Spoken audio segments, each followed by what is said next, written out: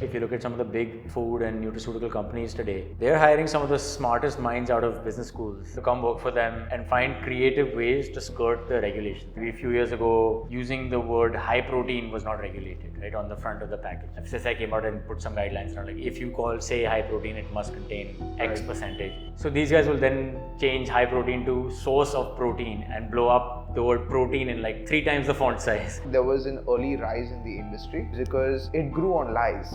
There's plenty of brands that have the keyword organic in their name, right? Not on the product packaging or whatever, but it's actually part of the brand's name. And we see a lot of those products have very substandard quality and high levels of toxicity. Brands were caught for using food dyes for even brown bread and sourdough, using agents to actually make the bread taste sour rather than it actually being fermented with a starter, which is what sourdough is supposed to be. If you're living a busy life and maybe don't really understand these things too easily, then you're like, okay, so what does this cost me 200 rupees per day for this one capsule? I'll just pay for it because XYZ Bollywood star says, and he looks great, so must be something. We've all taught maybe in 5th or 6th standard biology class that there are 3 macronutrients. Protein, carbs and fats, but you ask most adults to name the 3 macronutrients, I would bet on like at least 80% will not be able to name them, right? Hey guys, Kelvin here on behalf of the Wellness Workshop, and I'd like to welcome you to the Wellness Pod, the official Wellness Workshop podcast and a place where my guests and I chat about all things wellness. We like to keep things simple but interesting. Myths, truths, fun facts and experiences. Who knows where the conversation is going to go? That's for us to know and for you to find out. A lot of food and beverage brands today mask label claims and lie to the general public about what's actually in their products. It's a concerning issue, but there's good news. The lie detector tool is possessed by a few genuine people that look to expose these false claims hidden behind dodgy marketing gimmicks by getting deep into the testing and verification process so that everyday customers like you and I are aware of what we put in our bodies. One such individual is my guest today. Arjun Anjaria is a man here to set the tone for authenticity by unmasking and accurately unboxing false claims surrounding everyday packaged foods and health supplements. His love child, Unbox Health, is India's first unbiased and independent rating platform for packaged foods and health supplements. They independently source and lab test each product through multiple partner labs and rate them based on label accuracy, toxicity levels, and nutrition profiles.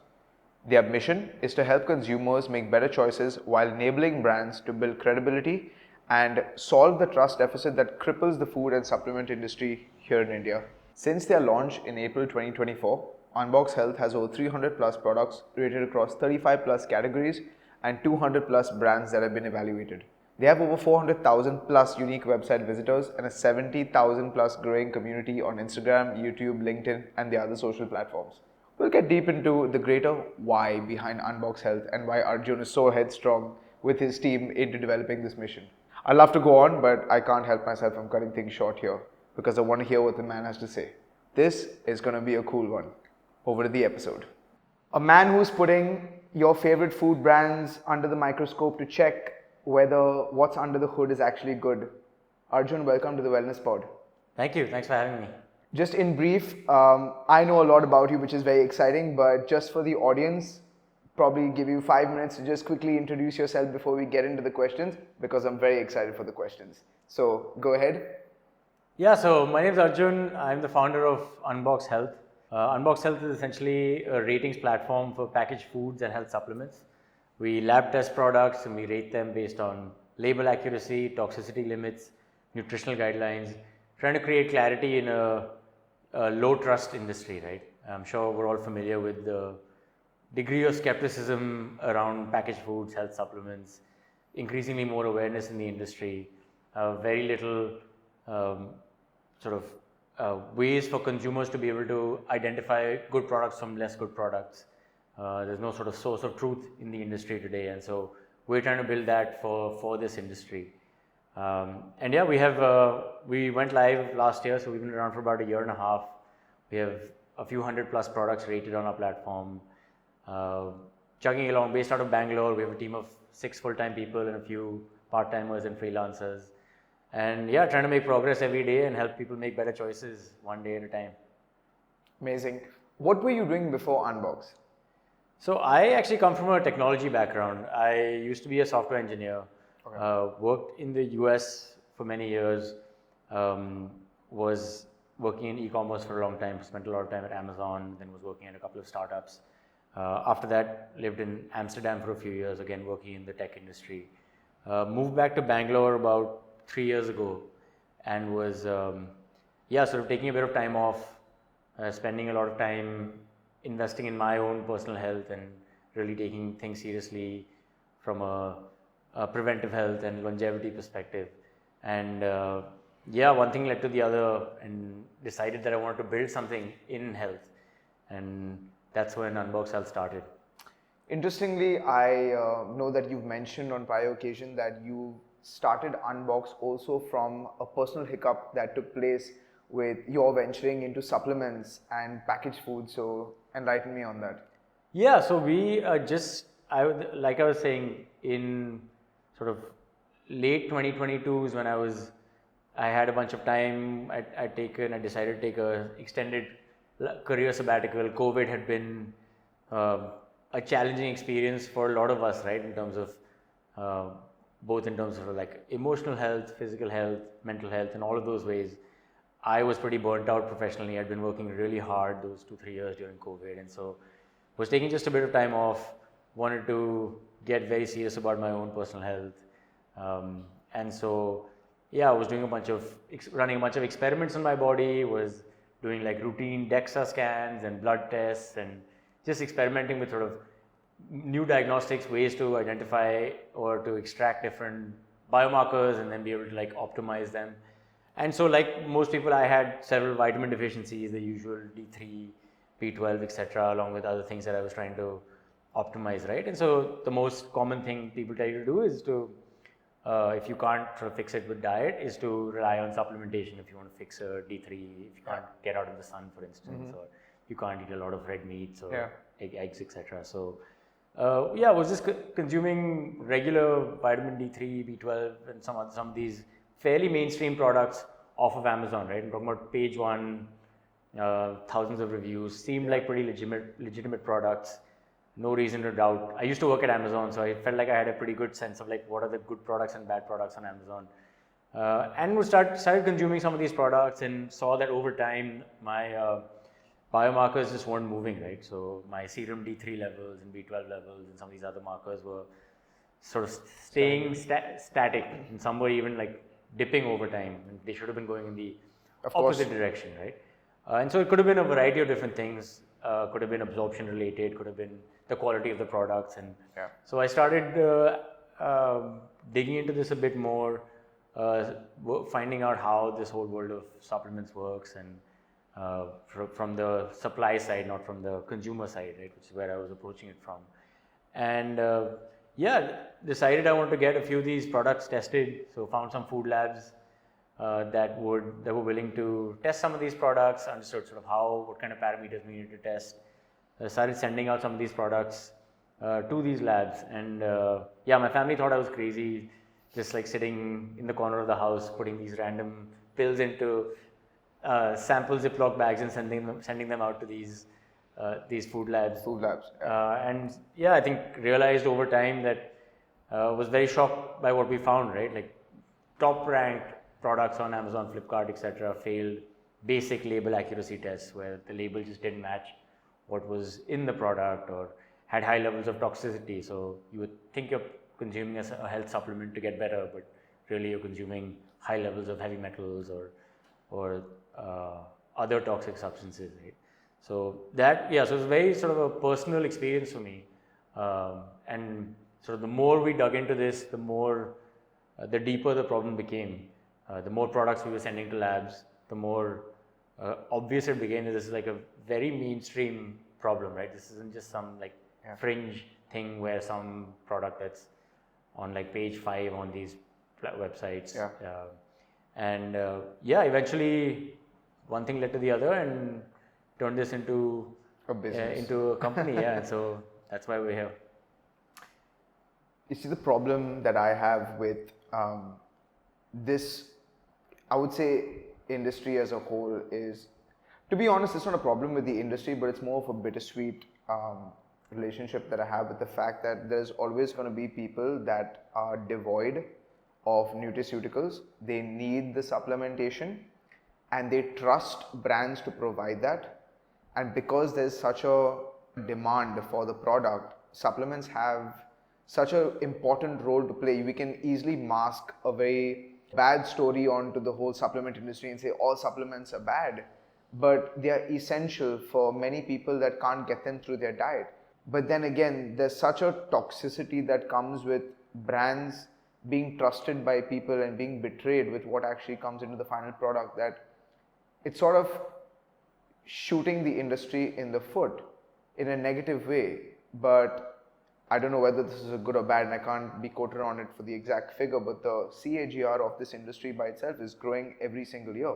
So while there is a benefit to it, I feel that the literacy on what is actually good and what is actually bad is still a very blurry line that a few good souls such as yourself are giving a little more clarity on. But I think that's where the fear lies for many everyday consumers of these. See, you and I, we study about these products, we know a lot, but the bare minimum that we should have is, someone coming out of a lab today has a basic idea of their blood work, but when it comes to supplementation, they have no idea what they're supposed to put in their system. Just going to go off what the doctor says, and they're just going to buy the first thing that's recommended off the counter, and they don't even know whether that's legitimate or not. And then when they get the markers back like you did, and there's an error in their blood work, they're like, okay, now what? Because I'm obviously supposed to be taking this, but it's not help, so must be something else.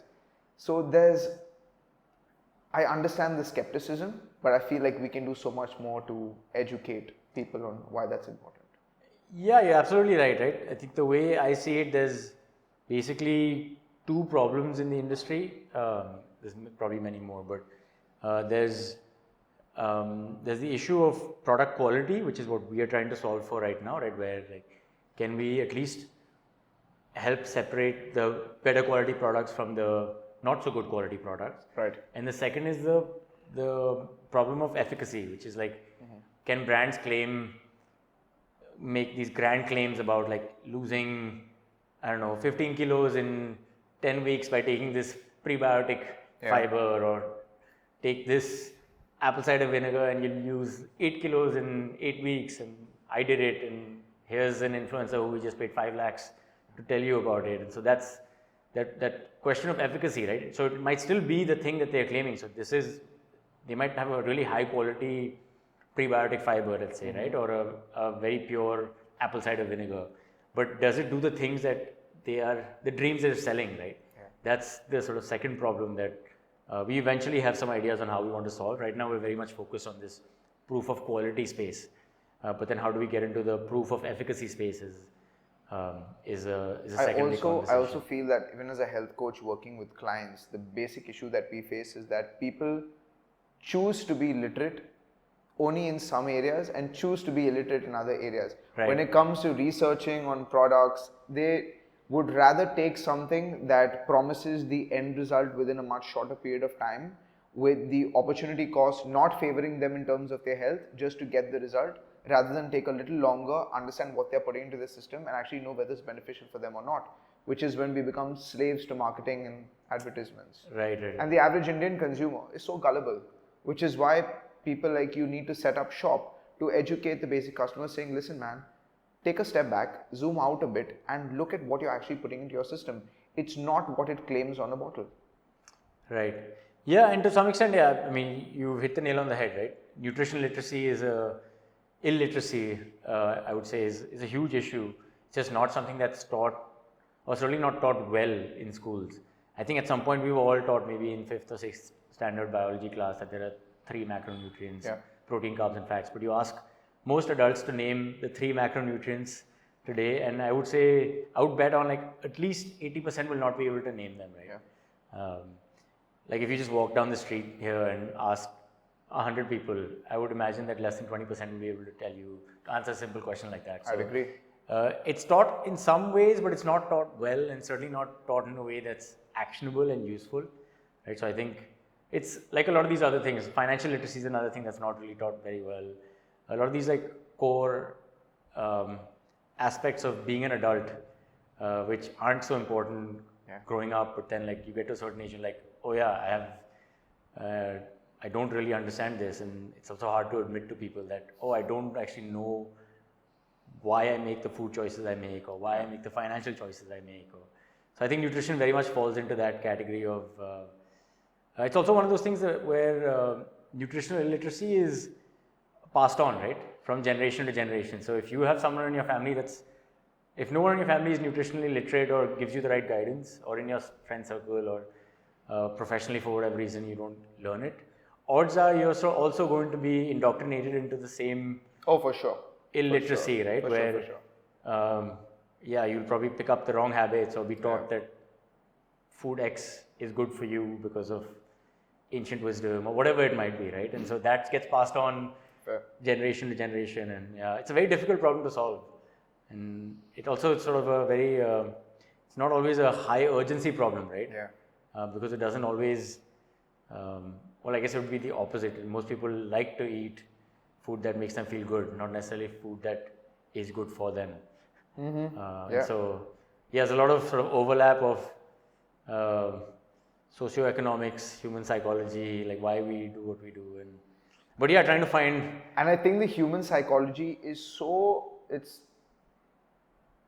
it's mesmerizing to understand, because it has a double-edged sword, and I feel that because many Indian consumers, and I wouldn't say just Indian consumers, but global consumers of nutraceuticals and supplements are such slaves to instant gratification that they don't understand the cost of harm, because they always perceive that there are other things that are going on in their life that are more important, and food as a macro topic is not something that people should pay that much attention to, is what they feel, because it's something as small as sitting at the table eating a meal that's already prepared for you, and that's done. You're not going to, like, in hindsight, be mindful about what's actually on your plate.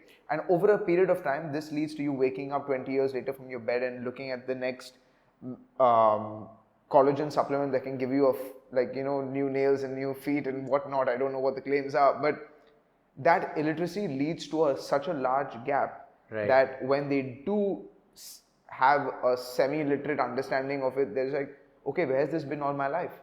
But then they're so blinded because of things that are being sold to them under the scapegoat of being, this is the supplement you need to take.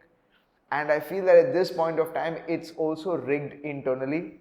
The system is rigged internally, where everyone makes a commission on everything. Right. And the person bearing dividends, which are not so good, is the end consumer. Yeah, you're, I mean, absolutely right. I think there's a lot of opportunistic capitalism benefiting from this nutritional illiteracy, right? And I think if you talk specifically also about supplements, I think it's being sometimes there is obviously a place for supplementation and some of these products and functional foods, etc. But it's often being sold as the answer to all things health, right? Where it's like when it's really just one part of your toolkit alongside sleep, nutrition, movement, all of the other things that need to also fall into place. And so this is sold as an easy shortcut to a lot of people. And if you're living a busy life and maybe don't really understand these things too easily, then you're like, okay, so what if this costs me 200 rupees per day for this one capsule? I'll just pay for it because XYZ Bollywood star says it's less effort, quick reward. And he looks great, so must be something. So it's like, it's a shortcut right now, right? And it's sort of oversold in some ways.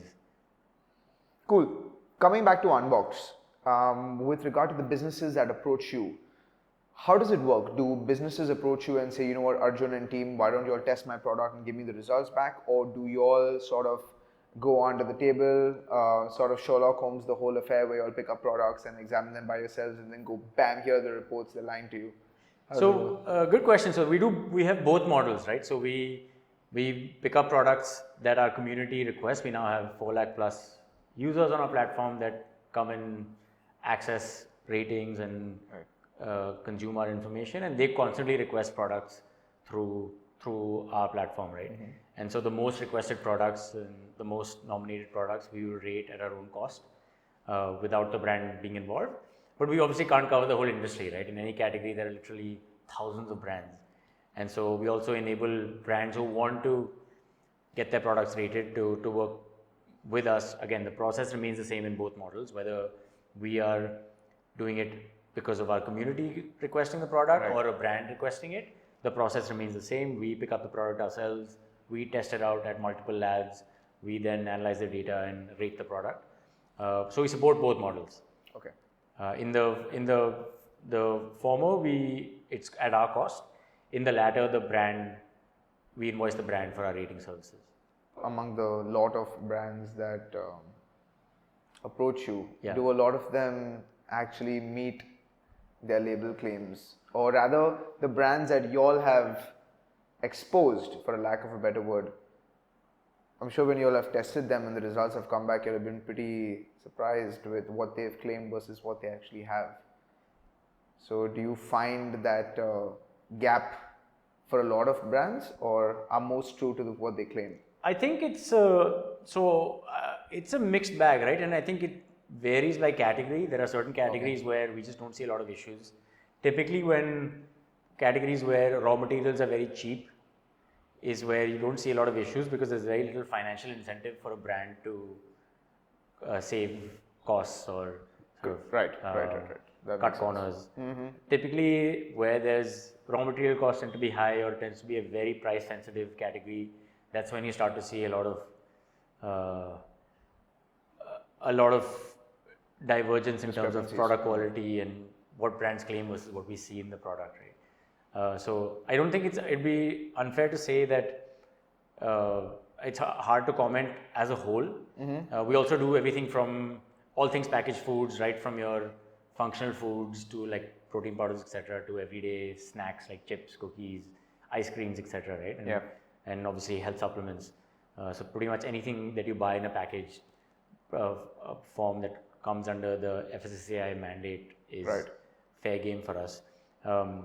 But overall, I think approximately more than 50% of products that we've rated have not received an A or an A plus rating, which doesn't mean that something was terribly wrong with them, because like we have a rating scale, right, which goes from D to A plus. So a product that say gets a B or a B plus doesn't mean it's a bad product per se, but there may be something that's a little suboptimal. Maybe the label was a little inaccurate, or maybe the nutritional profile wasn't up to standard with WHO and ICMR standards. So batch to batch though, can that happen frequently, where the product can still be good, but because that batch particularly had some discrepancies in terms of the ingredients that were used, which is why they had the manifested numbers wrong, can that happen across categories and still have a good product?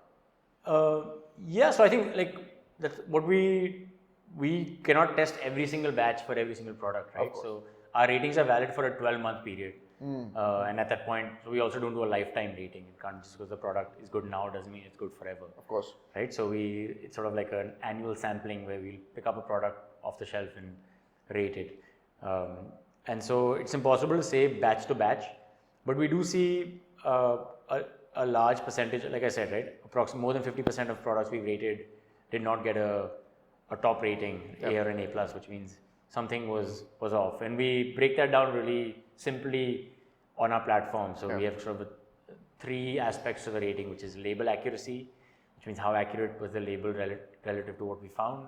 Non-toxicity, which means does it contain commonly found toxins in that product. And the last is the nutritional profile, which is for food products. Do the macros and micros match up? How do they stack up relative to ICMR guidelines?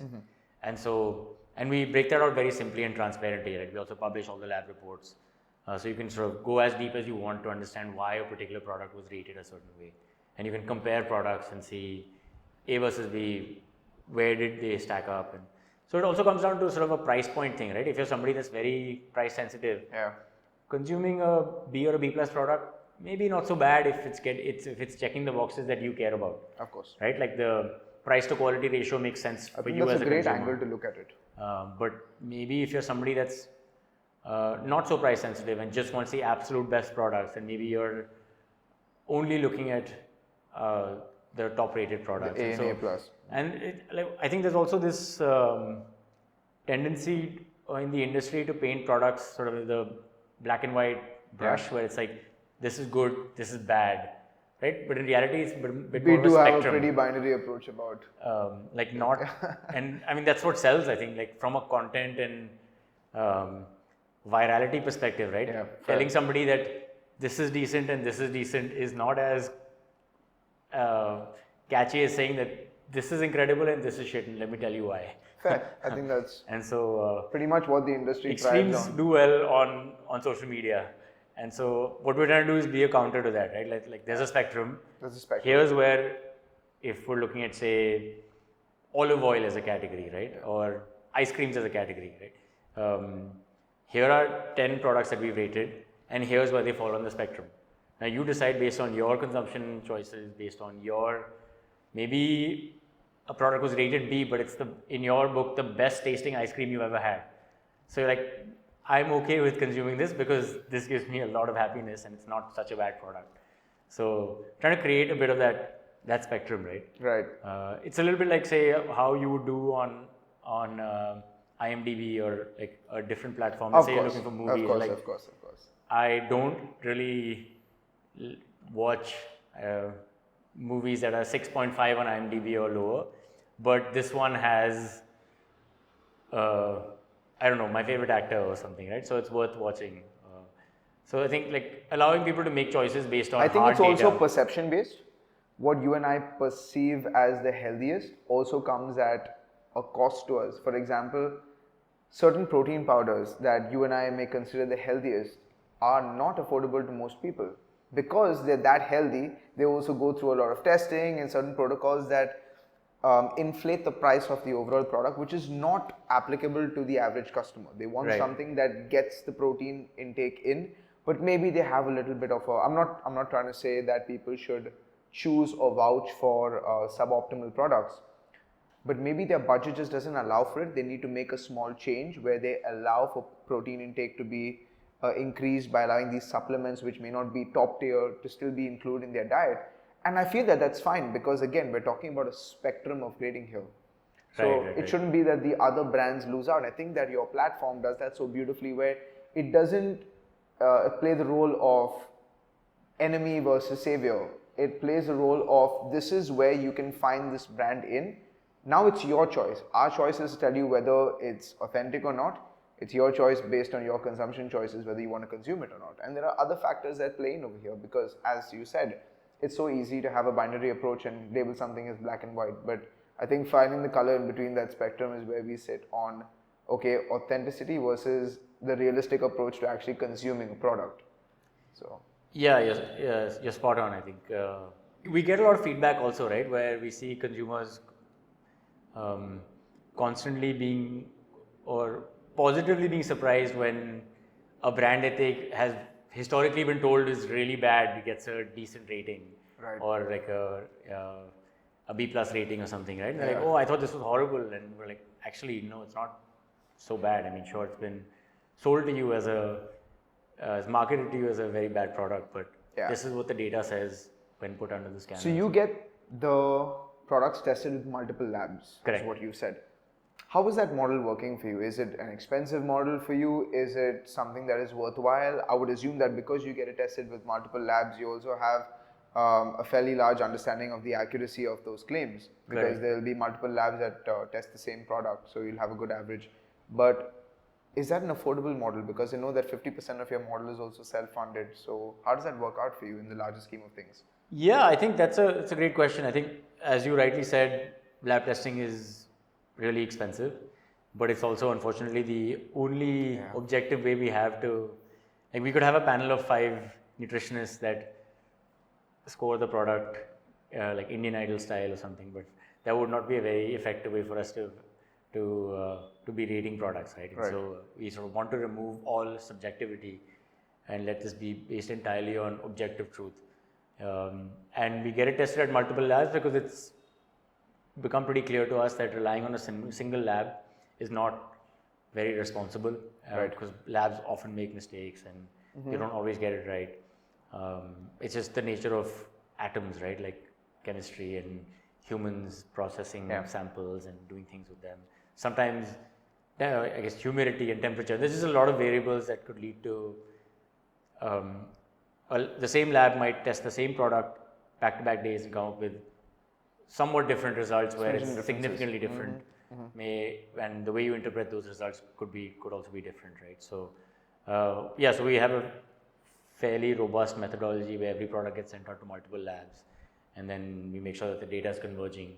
Wherever it's not converging, we get it sent to a third lab, and that's the way we ensure that whatever we're reporting is reliable and credible, right? We also have a big responsibility to obviously to consumers, but equally to businesses, right? These are people that are like depending on companies and these products for their livelihood. And so if we were to wrongly, for instance, negatively rate a product because of a lab testing error, that's something that of course we take that responsibility quite seriously. So the only way to do that is to rely on multiple labs.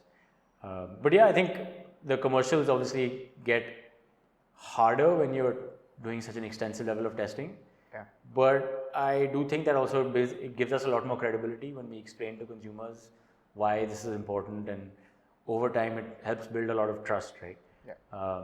And I think as we grow trust and grow confidence in the work we're doing, the sky is the limit in terms of the volume of products. And so we're already seeing that increasingly more and more brands are trying to get their products rated, and sort of the inflow of requests coming in from brands is continuing to go up. And as long as we keep doing the right thing and stick to our core values of not compromising on data and making sure we're confident in the results that we're reporting, I think we'll do okay. Speaking of that, have there been a lot of your quote, I'm gonna air quote, popular brands that have come in which you've done the testing for, which have actually been labeled as clean but tell a story otherwise when the figures come in? Yeah, so when brands come to us, we give them, it's on an opt-in basis, right? We allow brands to decide if they want to disclose the rating or not. So because we're not going to arm twist them and tell them like, hey, now you paid for this, our services, now this has to be disclosed and it will be published. And so we give them that flexibility. The good thing is a lot of times we see this quite frequently where brands will get a not so great rating, will go back to the drawing board, work with their suppliers, or go back to their contract manufacturers and get their formulation fixed. That's amazing. And that's the behavior we want to drive, right? Beautiful. Yeah. So good. If more brands aspire to get a positive Unbox Health rating, that means there's more high quality products in the industry, which means the chance of getting a consumer consuming a low quality product automatically goes down. Today, if 80% of consumption is of substandard products, can we bring that number down to sub 50% over the next few years? That's kind of what we want to do. That's a large percentage though. I'm just making that number up. I don't know. It's really impossible for us to know. Like, it's got to be high. I don't know if it is high. It is 60, high. 70, 80. I mean, you can highly exaggerate and you'll probably still be within the ballpark. So yeah, I mean, you just have to look at page one on these e-commerce platforms, right? Yeah. Like, go to page one and look at the volume of these products that have incredible reviews, get a lot of sales, but fall short in lab tests. And so I'm quite sure it's a pretty high percentage. And a lot of these platforms also aren't today very quality focused. I think that's starting to change, but they're very much volume and margin focused, right? The e-commerce companies are more interested in selling, like throughput of products being sold through their platform rather than throughput of high quality products. And what's the measure we're taking to make things better? I think there's some regulatory pressure. I think there's increasing skepticism from consumers when a consumer goes to Unbox Health, for instance, and sees that a magnesium from brand X has a poor rating, and they see that when you search for magnesium supplements on an e-commerce platform and this brand pops up on page highly one, rated. You're going to start to put some pressure on this. Oh yes. So I think from a regulatory perspective, plus more data coming out from platforms like ours helps over time create. We're also in conversations with a lot of these e-commerce marketplaces to integrate our data wherever consumers are buying, right? So today you get pricing information, you get consumer review, customer reviews, etc. But we also want quality insights to be made available right there. Absolutely. rather than people discovering Unbox Health ratings through our website or through Google searches, etc. It would just be easier if this information was available at the time of purchase. Are you aware of the consequences that brands that are mislabeling their products can face by regulatory bodies? There are regulations in place for different offences. So there's varying levels of offences also. Some are penalized more heavily than others. So like a minor mislabeling has a different penalty versus something where a product contains high level of heavy metals or aflatoxins or Right. So a lot of these fines and rules do exist, but there is a problem of enforcement, right? I think it's very difficult for the regulator, which in this case is FSSAI, to be able to enforce this at scale. Like the number of brands and SKUs and products out there, they do some random checking, and there is some behind the scenes testing, but it's very difficult for them. So that's also why we think that the private sector needs to be involved, right? This is not a problem that the government can solve on their own. It's just not feasible, and so we would love to see this become more mainstream, where we get recognized as an official entity, as a rating entity in the food and supplement space, and brands can then go through us to build credibility. I also feel that now consumers are starting to become less oblivious of their consumption choices. So something is working. Right. We don't know to what degree it's working, but I feel like now not just your tier 1 cities, but a lot of states in India are becoming very aware about what they put in their systems, which is why there's been a lot of drawdown. And I would feel that over the last decade, back when we started consuming supplements very early on, it was very easy for us to be whitewashed with a lie on this product's efficacy. You know, back then, 10 kilos in 12 months or 12 weeks or whatever the hype was very believable, because when you look at something in a bottle, and how this actually happened is because at a psychological level, we've always been habituated with consuming some form of allopathic medicine, whether it's tablets or medicines, syrups, being young kids. So we always assume that what's in a bottle will always have certain potent effects, which are positive, right? And the oblivious child in me would obviously want to negate any side effects that come with it, because of course the instant gratification effect of it just makes me so haphazardly want to go and have more of it, right? It's like a sugar rush for kids. You're never going to look at the ill effects of having 10 dairy milks. But I think back then you could lie to a lot of consumers, and that's why there was an early rise in the industry, is because it grew on lies. Now it's, I would feel, partitioned very well, where now it's growing because people actually demand for good products. And I feel the quality of the products that are coming out right now, of course there are a lot of brands, right? So you have to do your research. And I feel like our dependency on labs and our dependency on regulatory bodies is good.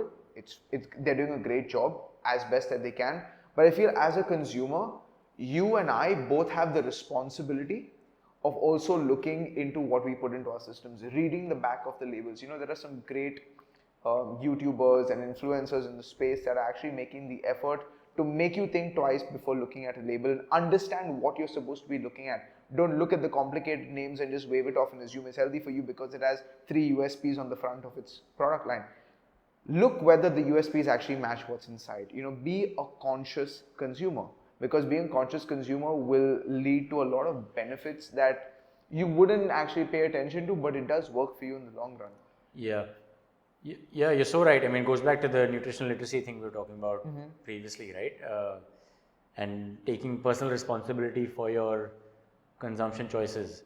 It's very easy to point the finger at big food and brands and government and influencers and like all these things that sort of makes it convenient to shift the blame. But you got to do the work, and you got to be able to, at least, if you're not able to read food labels and make sense of them, at least use other tools that you have, of which Unbox Health is one, where you can make better choices, right? But there's a lot of activism in the industry, a lot of finger pointing, which has its place and does a great job at, as you were saying, putting a magnifying lens on the problem, but we also need solutions. We can't just keep pointing the finger at all the things that are wrong or all the issues, but we also need what now?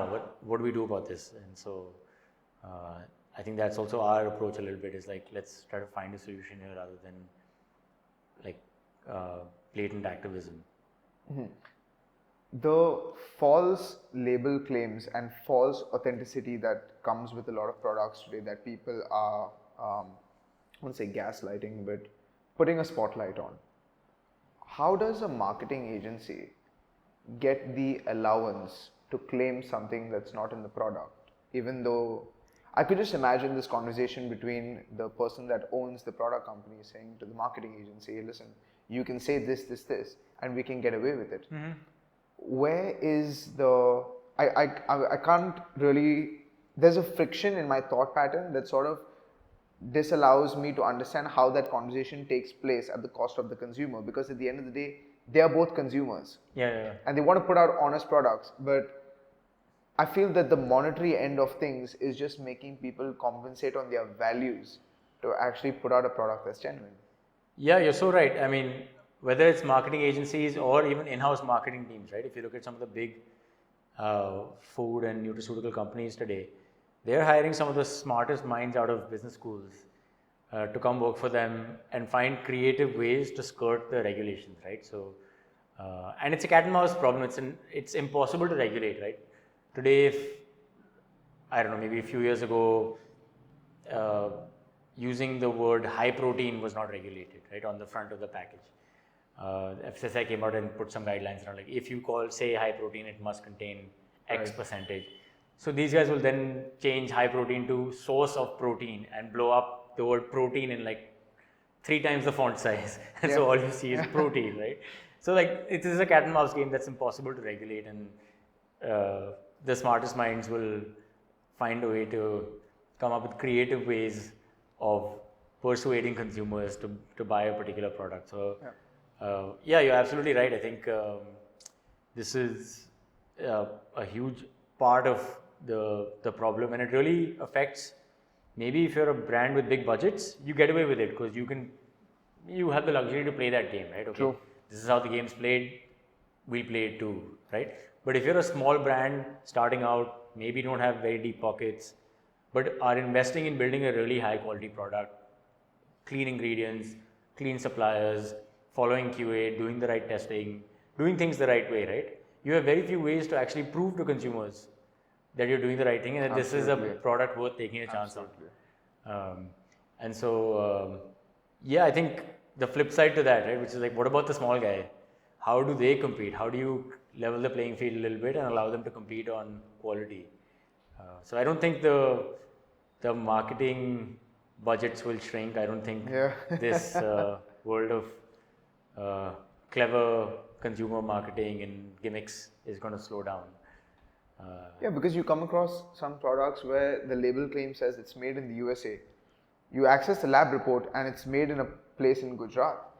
And like, just the word USA, there's some international derivative to it that's making the consumer believe that, you know what, this is international, it's the best for me. And you look at a make in India product and you're like, you know what, it can't be. You know, sort of like you place like a whole white supremacy against the product. And it's crazy. But you'd be surprised. This actually acts as such a big factor when it comes to consumption choices, that you always believe that something that's international is better.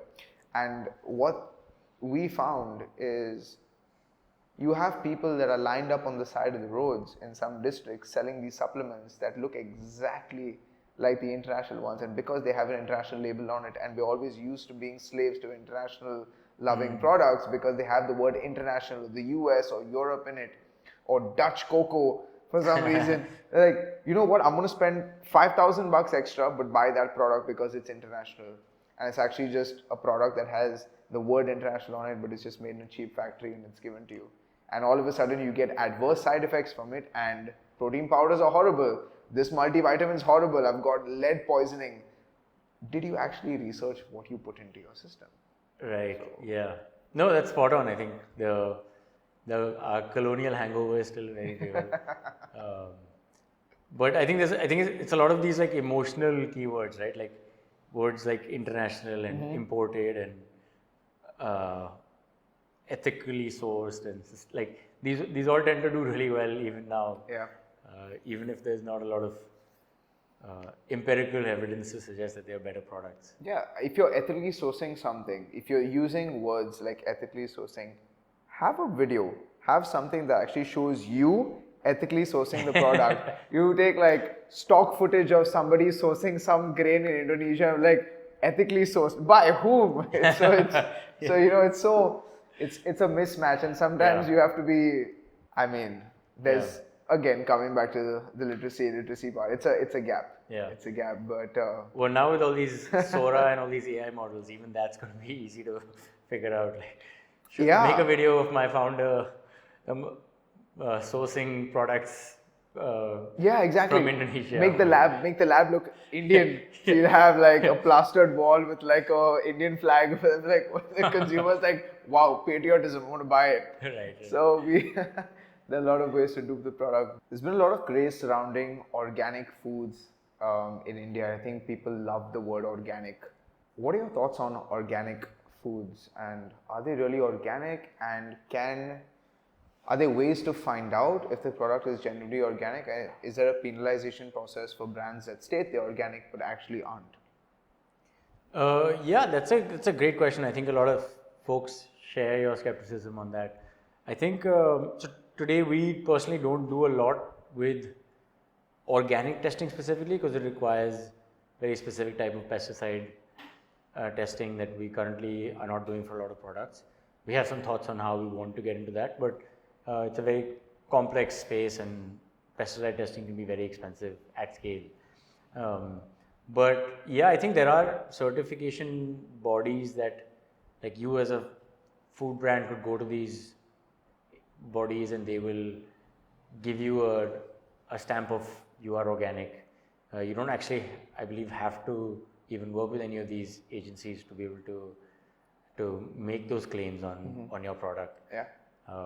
So I think as long as your supplier said it was sourced organically, you can sort of pass that on. I can't remember the study, but they did a study on, I don't know whether this was cohort, but they had a lot of groups that they had sampled, and one of them was an all organic food group, and they dug deeper into it, and when they actually got the results, I would say about 90% of the group members didn't really have organic products. It was just normal products that were sold under the lie, for lack of a better word, of organic, and I just think that's dangerous. Yeah, absolutely. I think I, as a consumer, personally don't pay too much attention to, like, if a product says organic, I'll just assume it doesn't, or like, I try to avoid letting that affect my perception of the product or help make a decision. There's plenty of brands that have the keyword organic in their name, right? X organic or organic whatever. So not in on the product packaging or whatever, but it's actually part of the brand's name. Yeah. And so and we see a lot of those products have very substandard quality and high levels of toxicity and so on. Really? Yeah. So I mean, it's just a name, right? As long as the name's not taken and there's no trademark on it, might as well take it. So yeah, personally, I don't think. Or how do you think about that as a consumer? Do you feel like it plays a role on your consumption? Or not subconsciously? At all. It did subconsciously, because I think at a psychological level we tend to get more placebo-based benefits out of something that is predominantly healthier than the other. Yeah. I think with regard to even collagen or other supplements that boost testosterone. Yeah. For men in India, low testosterone is a sign of, just insecurity for a man. So a supplement that comes out that says that, you can boost your testosterone right up to the roof, to the point where you feel like a stallion. People don't question anything. They're just the placebo of it. They can just have a capsule filled with water and they'll believe that that's, miracle potion. For the placebo-induced benefits of it, terms like this work very well. But at the end of the day, it's still being sold a lie. I'm on the same boat as you. I don't really pay attention to whether it's organic or not. As long as I know, I'm not going to test where the chicken was, and you're not going to actually, as a consumer, go to the root of where the thing was. So why are you paying so much attention to it? Again, it's all based on trust. So organizations like yours and another few good souls that are there in the industry actually point out that you don't need to really focus on the micros when you know what the macros are. There's only so much you can do. You're getting organic vegetables, organic fruits. Not everyone has the privilege of growing a home garden in the back of their bedroom to get homegrown vegetables that are purely organic. So there's some level of trust that you just have, and that's when we depend on regulatory bodies to sort of source the loyalty behind these brands.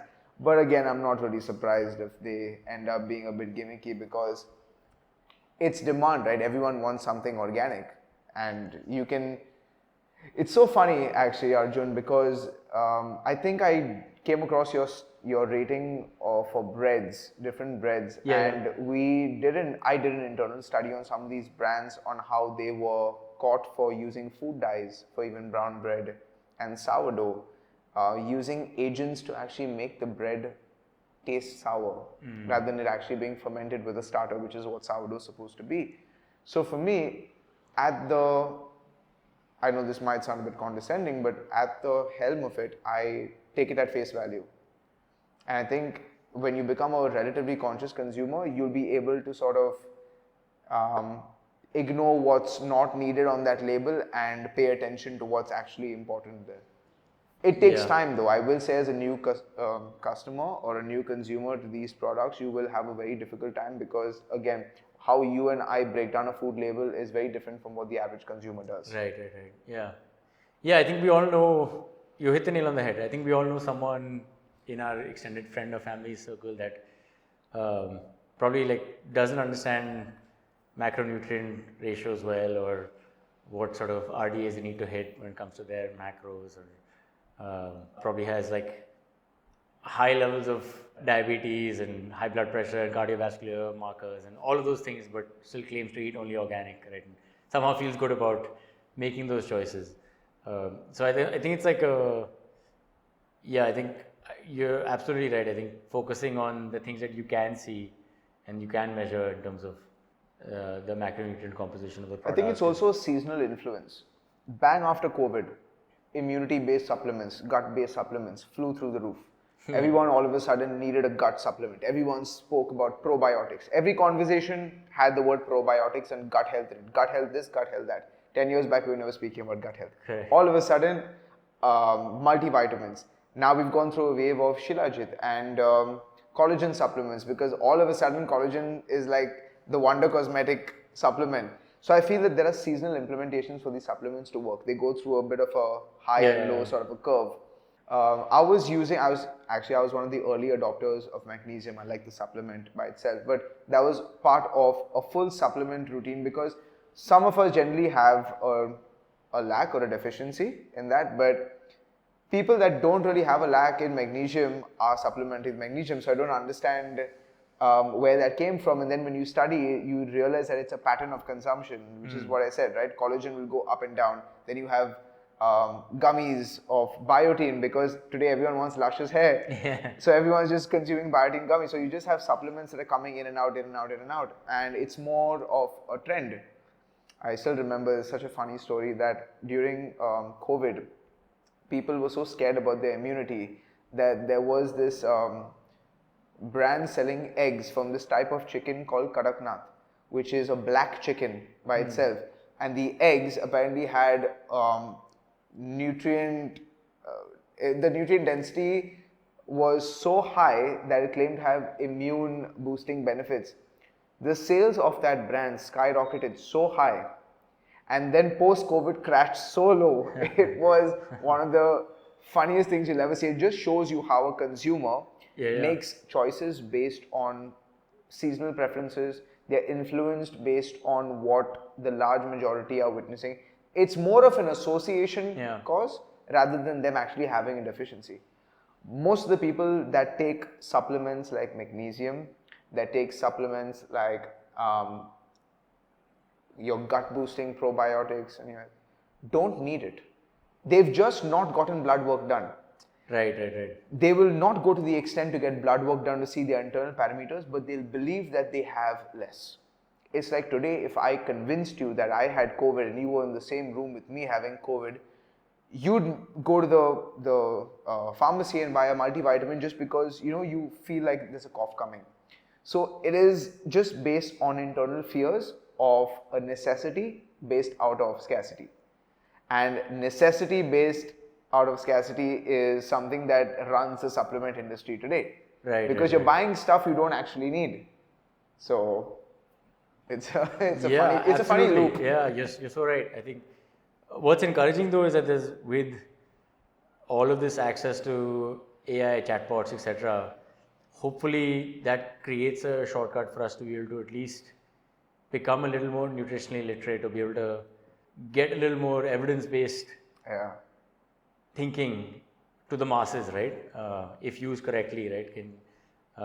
If you sort of prompt these things the right way, and hopefully some of these seasonal trends like you're talking about will have shorter lifespans, and the things that actually work will live on forever. Yeah, I mean, you could make AI convince you that you can go into your backyard right now, take a handful of mud, put it on your face, and that apparently is ancestral for rejuvenating the pores of your face, and it's going to give you radiant skin. So you can believe anything if it has a good backstory to it. Many of the influencers that market products today don't even use those products. Right. You're telling me that you've tried collagen for the last 21 weeks and your skin has been fresh, but you're not telling them that you've done 50 lakhs worth of skin treatment to get flawless. Yeah. And the average consumer is wondering why there are 5 tubs of collagen down and they don't look different at all. Right. So it's a gap in understanding, and I just feel that, do you think it's going to get better? As you said, marketing budgets are getting bigger, Arjun, so... Yeah. I'm I'm generally an optimist about most things, so I don't... we wouldn't be doing what we're doing if I felt like things were hopeless, right? Fair. I think that, there will be... I don't think this is going away anytime soon, some of these problems that you were referring to, but increasingly I also think health is becoming slightly more aspirational. We're becoming increasingly more conscious, and so as long as the right information gets to the right people, I think there's a chance that we'll break through some of these challenges. But I don't think it's any time. I don't think this problem is going away. But I think it's still worth trying to. Are there brands that you guys have worked with or got lab reports of where you've revealed the reports and possibly with a bad score, and they've come to you and said, can you revise it and take it off? I don't think we've had people come and say, please revise it. I know it's a difficult position for you. I don't think so, right? It's very defensible for us because everything we do is based on lab tests. And so the data is all there. And these are not lab tests that we produce. And there's a QR code on each of them you can verify that this is an authentic lab coming from report coming from this lab. Yeah. So we sort of build what we do as a very open protocol where we don't actually control the data. We sort of get the data and then manage it and help and use it to inform our ratings, right? And so that allows us to have to create some distance also from the lab testing process. And so when brands come to us asking us like, why is this product rated a certain way, we're like, look, this is not our opinion. This is just what the data says. If you think this is incorrect or there's something wrong with our lab testing process, feel free to let's have a conversation about it. And if there's some merit to what they're saying, we also have an open challenge process where they would have to initiate a challenge and we would re-rate the product or get the product retested. And if there's some deviation from what we originally found, which we've never had so far, because we've had a few brands challenge our ratings, then the product gets, we would be happy to correct that. Do you feel that at a later stage, the government will start working with you all, considering that what you are doing is actually for the public health and doing it at your own cost? Yeah, absolutely. Yeah, we have relationships with FSSAI already. We have relationships with the Ministry of Consumer Affairs. So, and we've spoken to some of the folks at these organizations, and they really love the work that we're doing, right? And so the hope is that over time we get the regulatory blessing to exist as an agency, like what happened in the financial industry. Yeah. Right. If you're familiar with rating agencies like CRISIL and S&P and Moody's, etc. I think sometime in the early 2000s, SEBI, which is the financial regulator, came out and said that everybody that's selling a financial instrument or a bond must get rated through one of these rating agencies. And rather than regulating the sellers of these bonds, SEBI started spending a lot of time regulating these rating agencies to make sure that the rating agencies were doing the right thing. Right. And so I think it'd be great for us, like I said earlier in our conversation, this is not something that the government can solve on its own. Like the private sector needs to be involved as long as we create the right incentive structures and regulatory framework for this. And so we have some ideas on how this should work. And so that's definitely the aspiration for us, is for this to be legitimized and become like a mainstream Would the average Indian consumer be shocked at how little research goes into the product that they're actually consuming? Yeah, so it's, yes, absolutely, right? It's shockingly easy to build a brand today. In fact, before we started Unbox Health, one of the things I was doing was pretending to be an up-and-coming brand, calling contract manufacturers, saying, hey, my brand is called ABC, or this is my idea, can you help me make it? And they right from licensing to formulation to packaging to branding to warehousing to going live on Amazon and everything else, all can be done under one roof, right? So it's like a full stack. It's not just a manufacturer that will give you products in a bottle or something, and then you have to figure out how to then warehouse it and sell it. They'll handle the whole thing for you, right? And all in the span of a couple of weeks. So it's not like a very complex. It's like just like a menu, like when you go to order at a restaurant, you get option A, B, C, and D at different price points. So you go to a contract manufacturer and say, I want to sell a zinc supplement with, I don't know, inositol or something included in it, and we'll give you 4 different options at different price points. The cheapest one, you probably aren't going to be selling any zinc at all. And in the most expensive one, you might actually get a good quality supplement coming out. And so you decide as an entrepreneur, based on your values, what you want to do and the kind of product you want to sell. But the ecosystem's made it just too easy to launch a product, right? Are there pros and cons to getting your product contract manufactured? Do you feel that there's a authenticity to them?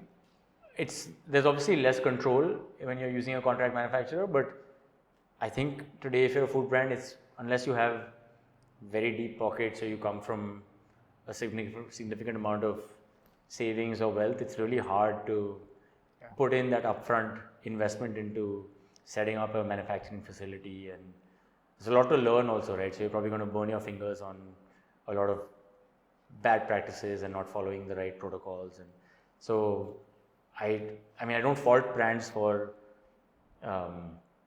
relying on contract manufacturing, but there is a level of due diligence and also sort of after production diligence that brands should be doing, where they should be able to invest in some amount of quality control and understanding what's going into the product before it gets shipped to consumers, right?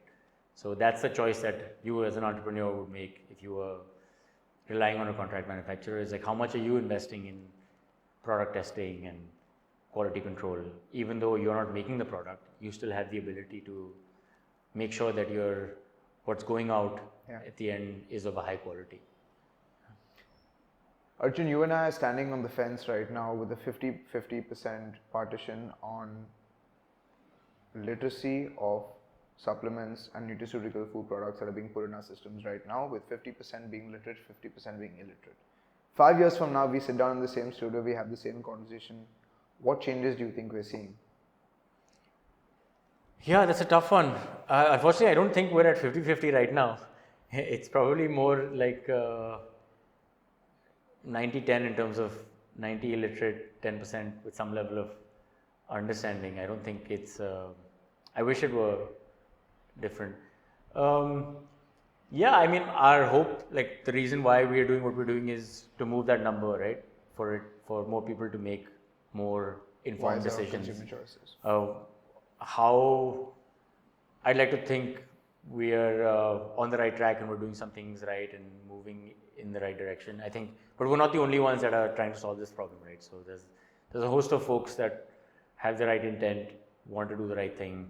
There's a lot of high quality brands also coming out. So increased skepticism, putting more pressure on large incumbents, new entrants coming in with genuinely high quality products. Increased risk-taking appetite from an investor community, leading to just more opportunities for entrepreneurs that have a certain passion for building high-quality products in the nutrition space. So, where we end up, I'm not sure. That's for anyone's guess. But yeah, I think I'm pretty optimistic that things will get better. And do you think that there are going to be more private labs that set up shop like yours for the same cause? Yeah, so I think there are others that. So our hope is again for this to be like, for us to become an entity, for us to have more competitors, for us to not just be the only ones doing this, right? Because it also, I think as an ecosystem, it's better for all when there are multiple players in this space. And so yeah, I see no reason why there's no unique IP that we are guarding or have any trademarks on in terms of like what we do, right? In fact, everything we do is by design based on existing standards, because we don't want to like do things differently from what is globally recognized in terms of our testing protocols and how we evaluate products. So yeah, my hope is that like, yeah, I think what would be really great for us would be that if increasingly we'd see more and more consumption choices being made based on unbiased lab testing done in the right way, right? So whether it's Unbox Health or somebody else doing it, as long as people are relying on unbiased data to make these choices, that's, I think, win-win for everyone. For you in Unbox Health, what's the next chapter looking like? Are you looking at collaborations? Are you looking at a franchisee model? Are you looking at expansion? If yes, no, what's the plan? Yeah, I think there's a lot of different ways we see this going, right? We want to expand into new categories. Obviously, a lot of personal care, skincare, beyond just food and supplements, right? But a lot of the same challenges exist. If you look at the beauty, personal care, skincare industry, it's huge. It's huge, and some of the same problems, right? Brands making claims. Oh yes. Consumers getting sold dreams of niacinamide and hyaluronic acid and this vitamin and this serum, and so and that's even like from a regulatory perspective, that industry is probably worse than the industry we're in today with the food industry. So I think lots of problems in these adjacent categories that we could get into and that we intend to get involved in. Just I guess becoming more mainstream in terms of, like I was talking about, getting integrated into marketplaces where wherever consumers are buying, there's a direct impact, right? And so you start to just be able to impact that consumption choice wherever consumers are making that choice, rather than having them rely on our platform. Or I think geographically we could really expand. I think there's a lot of other economies where the same challenge exists. Take our learnings, potentially take our the cost arbitrage of testing in India, which is cheaper than say testing in a more developed country. True. So there's a lot of geographies in Asia and outside where some of the same challenges exist, right? And if we can solve it in India, then why not elsewhere? Absolutely. Yeah. Now you're someone that tests a lot of products. Your lab is filled with reports that have questionable numbers on them. You as a consumer and you as a person talking to consumers, based on what you've learned and what you'd want people to learn, the intent behind reading supplement labels, what's your advice to the consumer in terms of their awareness? Yeah, I think it's very difficult to speak to the consumer as a whole, because it's a whole spectrum of different aspirations and different financial constraints and life constraints and priorities, and not everybody cares. A big percentage of people just don't care about what's going into their body, or it's certainly not a priority for them, right? But to the folks that care, I think what I'd say is take the time to invest in learning and to equipping yourself with the tools you need to make better choices, right? Rather than falling prey to a lot of these shortcuts that get sold to you.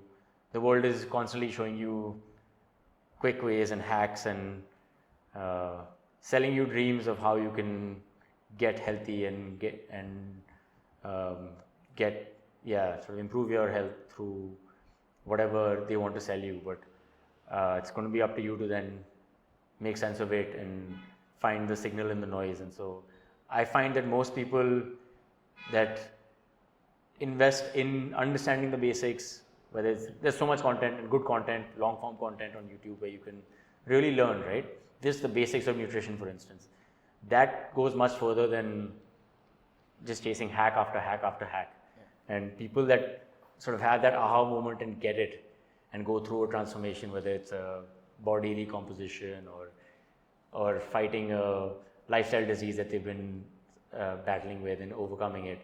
Typically, once they understand the concepts behind the issue and what's sort of underneath the surface level dreams that are sold to them, those tend to lead to lifetime changes in their mindset, their approach. And so you got to do the work, right? Like I don't think there are any shortcuts, and hopefully more folks will start doing that, and we'll start teaching that in schools and other places.